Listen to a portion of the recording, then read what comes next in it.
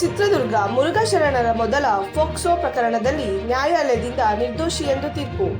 ಮಂಗಳವಾರ ಮುರುಘಾ ಮಠದ ಪೀಠಾಧ್ಯಕ್ಷರು ಮುರುಘಾ ಶರಣರ ವಿರುದ್ಧ ದಾಖಲಾದ ಮೊದಲ ಫೋಕ್ಸೋ ಪ್ರಕರಣದಲ್ಲಿ ನ್ಯಾಯಾಲಯವು ಇಂದು ಮಹತ್ವದ ತೀರ್ಪನ್ನು ಪ್ರಕಟಿಸಿದ್ದು, ಆರೋಪಿಗಳಿಂದ ಅವರನ್ನು ನಿರ್ದೋಷಿಯಾಗಿ ಬಿಡುಗಡೆ ಮಾಡಿದೆ.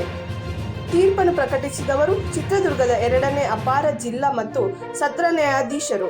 ಹಲವು ತಿಂಗಳ ವಿಚಾರಣಾ ಪ್ರಕ್ರಿಯೆಯ ನಂತರ ದಾಖಲೆಗಳು, ಸಾಕ್ಷ್ಯಗಳು ಮತ್ತು ವಾದ ಪ್ರತಿವಾದಗಳ ಪರಿಶೀಲನೆಗೊಳಗೊಂಡು ನ್ಯಾಯಾಲಯ ತನ್ನ ಅಂತಿಮ ನಿರ್ಣಯ ಪ್ರಕಟಿಸಿತು. ಈ ನಾಡಿನ ಎಲ್ಲ ಜನರಿಗೂ ಕೂಡ, ಎಲ್ಲ ಶೋಷಿತರಿಗೂ ಕೂಡ ಮುರುಘಾ ಶರಣರ ಪರವಾಗಿ ಜಯ ಸಿಕ್ಕಿದೆ ಅಂತಕ್ಕಂಥ ಮಾತನ್ನು ಈ ಸಂದರ್ಭದಲ್ಲಿ ನಾನು ಹೇಳೋದಕ್ಕೆ ಇಷ್ಟಪಡ್ತೀನಿ.